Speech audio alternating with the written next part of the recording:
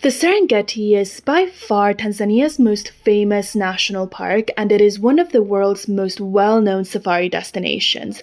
But if you're planning to go here, there's a few things that you should know and a few logistical issues that you have to think about. So in this video, I'm going to tell you everything that you need to know before you travel to the Serengeti to ensure that you have a smooth safari. If you're new to this channel, hi, my name is Laura, and I've spent the past few years traveling all over the world, especially to African countries. Over here, I share lots of travel vlogs, hidden gems, and travel information videos like this one. So if that sounds like something you like, make sure you subscribe, and let's go back into the video. So the first thing that you need to know about traveling to the Serengeti is how to get there in the first place. So most safaris in northern Tanzania start from the town of Arusha, and I will make a video all about traveling to Arusha and everything that you need to know about going there, so make sure you stay tuned for that video. But what you need to know is that most safaris in the north of the country, including safaris to the Serengeti, start in Arusha city. The drive from Arusha to the Serengeti is pretty long. It took me 12 hours to do the drive, although it can be done in a shorter amount of time. I would say around 10 hours is very realistic. The road from the Ngorongoro onwards is not paved, so you really can't go at a high speed. So yeah, it basically takes the full day to go to the Serengeti.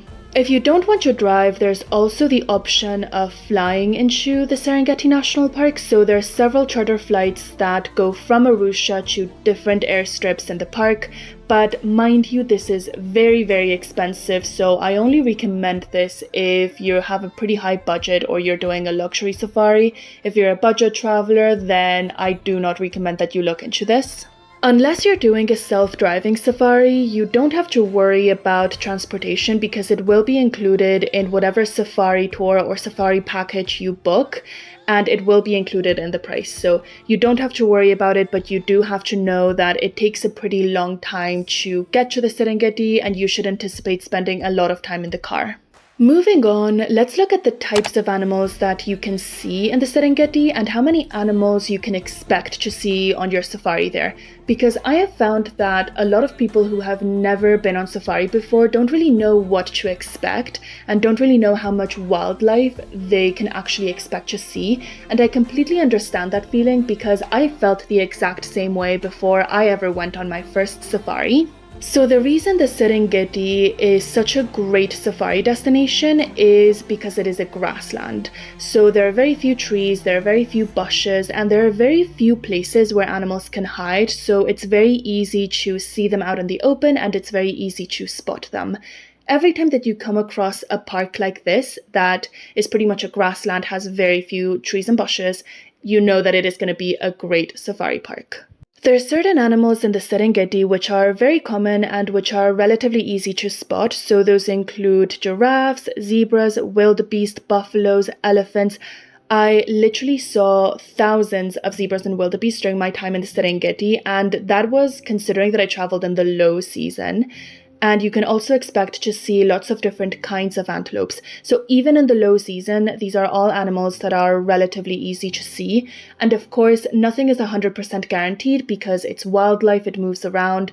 But you should expect to see all of these animals unless you're extremely, extremely unlucky, which is rare. The Serengeti is also a great place to see big cats, specifically lions and cheetahs.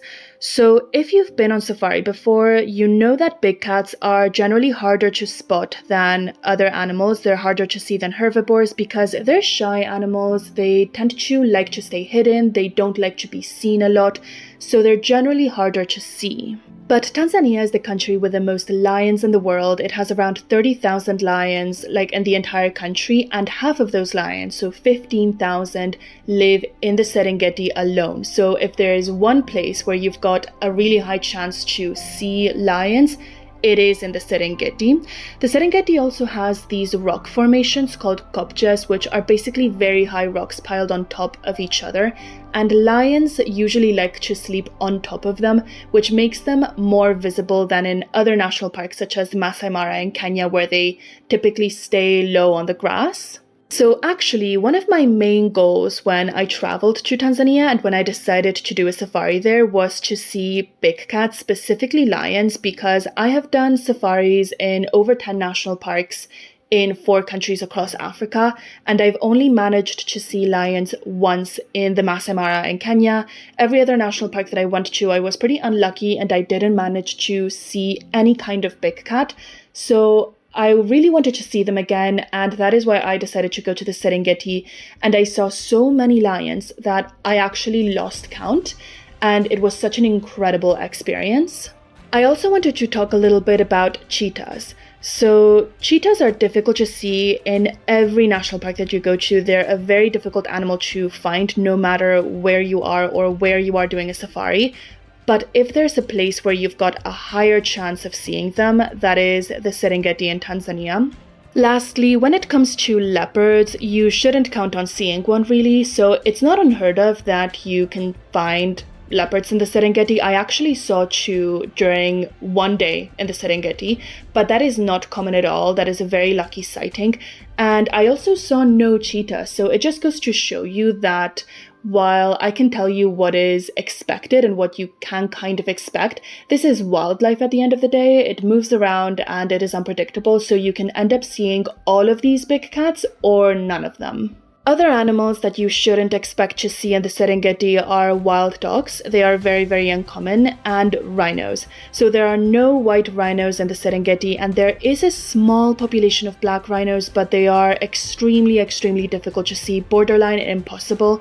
So you shouldn't expect to see the big 5 while you're in the Serengeti. So like I said earlier, while I can't predict exactly which kinds of animals you will see and which ones you won't, I can only give you a rough idea of what is expected. What I can promise you is that you will definitely see lots and lots of wildlife during your time in the Serengeti. Something else the Serengeti is very well known for is the Great Migration. So this is a natural phenomenon where hundreds of thousands of zebras, wildebeest, antelopes, and other herbivores move from the Serengeti up north into the Masai Mara in Kenya. It is a huge migration, and predators such as lions and cheetahs also follow them all the way. And the height of the Great Migration is the river crossings. So right at the point where the animals cross from the Serengeti into the Masai Mara, they have to cross the Mara and the Grumeti rivers. And this is a particularly tense moment because there's crocodiles and other predators such as lions and cheetahs waiting for the animals at the river, waiting for them to cross and to hunt them. So it is an incredible thing to watch. And if you're lucky, you might even witness a hunt. The river crossings happen in June and July of every year, and I'm going to be very honest. The Serengeti is a huge national park, and the north is very remote, so most tours won't go that far north. So if you want to see the river crossings, I think it's much better to attempt to see them from the Kenyan side of the border and do a safari in the Masai Mara instead. So if you specifically want to see the river crossings, again, I recommend that you consider doing a safari in Kenya instead of in Tanzania, or that you consider doing a joint Kenya-Tanzania safari in which you get to do safaris on both sides of the border, basically. I have a full video about the Masai Mara and everything that you need to know to go there, and also another video all about everything that you need to know to travel to Kenya. So I'll make sure I link both of those videos in the description if you want to watch them after this one. But if you're not particularly interested in the river crossings, or it's not the highlight of your trip, then the Serengeti is still a great place to go to, and you can still see the Great Migration and all of the huge groups of zebras and wildebeest forming as early as May or even earlier than that. When I was there in late May, I could see thousands and thousands of zebras and wildebeest all grouping up together to go north and preparing to go north. So if this is something you want to see, then the Serengeti is still a great choice. So moving on, let's talk about what the best time is to travel to the Serengeti. So generally speaking, the best time to do safaris is during the dry season because the grass is lower, so it's easier to see animals. And the dry season in Tanzania is early in the year, in January and February, or during the summer months of June, July, and August. June and July are the best months to see the Great Migration and the river crossings, like I just said, but you can also visit the Serengeti during other months of the year. So the Serengeti is beautiful all year round, and I actually prefer doing safaris during the off-season for a couple of reasons. Firstly, the prices are always lower and safaris are far more affordable during the off-season.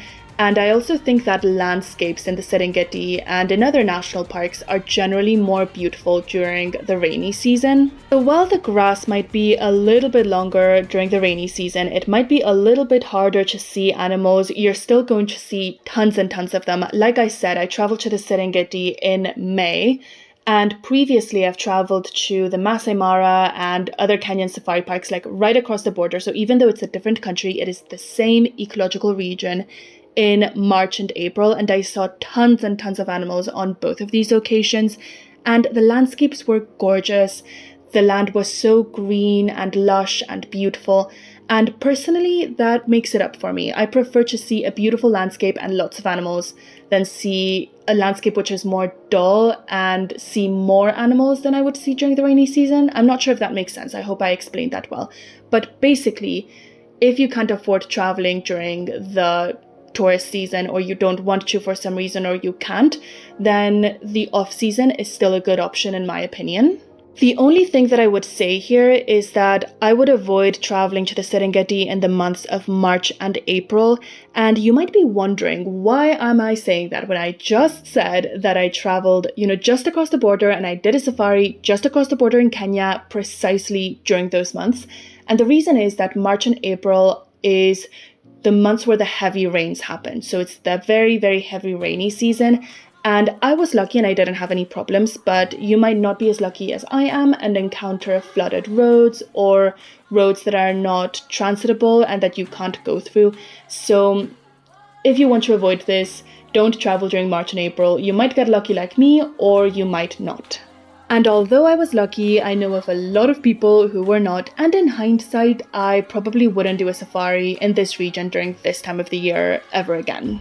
So moving on, let's talk about where to stay in the Serengeti. So you've got a few options here depending on price.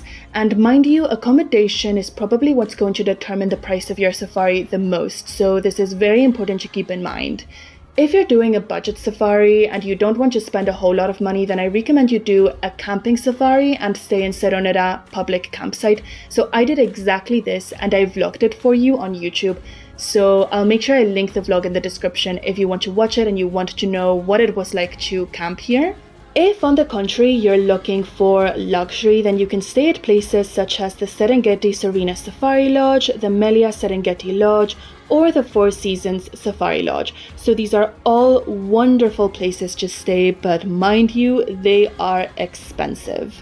And if you want something in the middle, so something that is not like super budget like camping, but you also don't want to go all out luxury, then you have a few mid-range hotel options such as the Serengeti Simba Lodge, the Sereneti Wildlife Lodge, and the Thorn Tree Tented Camp. In my experience going on safaris in different African countries, a lot of times mid-range hotels and mid-range accommodation options in Africa will offer luxury quality for a far more affordable price. So even if you're interested in luxury, I definitely recommend that you look at different mid-range accommodation options because they might just have the quality you want. They might be up to your standards with a far lower price tag. So this is something to keep in mind. Lastly, I want to talk about other national parks in Tanzania because most of the time when people go on safari in this country, they don't visit just one safari park. It is rare to find people who will only do a safari in the Serengeti. They will usually combine it with other parks. So the one that I really want to talk about is the Ngorongoro crater. So this is the most beautiful national park that I have ever been to in all of my travels around Africa. And that is saying a lot because I've been to a number of African countries. I have been to a number of safari parks, around 10 or more than that, I think. And nothing even comes close to the Ngorongoro. The Ngorongoro is just so magical and so beautiful and a great place for wildlife viewing as well. If you're traveling during the dry season, then I also recommend you check out Serengeti National Park, which is very famous for its elephants, and Lake Manyara National Park. However, if you're traveling during the rainy season, during the off-season, honestly, I recommend that you skip these parks and that you spend more time in the Serengeti. On that topic, let me give you an extra piece of advice. When you're booking your tour to the Serengeti, make sure it includes at least one full day in the park, because a lot of tour operators will only include an afternoon game drive and then a morning game drive the next day and then head out to another place. And that is not enough. That is not nearly enough to have a good time in the Serengeti, and you will be disappointed if you book a tour like that. Trust me, I'm speaking from experience here. I spent one full day in the park in the Serengeti, and even that wasn't quite enough for me. And that reminds me to tell you where to book your safaris for the Serengeti. So this is by no means sponsored. This is my very, very honest recommendation. I used Safaribookings to book my safari in Tanzania. It was the first time I ever used them, and I really, really liked their services. When you go into Safaribookings, firstly, there's lots of different offers that you can choose from budget safaris, luxury safaris, private tours, joining group tours. You can choose whatever you like. There's lots of different itineraries to different national parks. There's also lots of safaris which join Kenya and Tanzania. So you can definitely find something over there which is going to suit your needs and your wants and your budget. Safaribookings recommends that you contact 3 different tour operators so that you ensure that you have at least one package which you like and one safari which you are happy booking. So that is exactly what I did. I expressed interest in 3 different tour operators via the Safaribookings website, and they contacted me almost immediately, and I was able to talk to them about price and changes in the itinerary. So I ended up with a safari I loved, and I actually made custom changes to the itinerary at a very, very reasonable price. I paid $1,200 for like an 8-day safari or something like that, which was an incredibly good price. So I highly recommend Safaribookings. When booking with them, of course, make sure that there are lots of independent tour operators on that site, so make sure you look at all the reviews. And if you're booking a budget camping safari, make sure that the tour you're booking includes all of the camping gear, all of the tents, and all of that stuff. So that is it for this video. I really hope that you found it useful, that you found it helpful, and if you did find it helpful in any way, please make sure that you like, you comment, and you subscribe. It really helps me out a lot, and I will see you in my next video.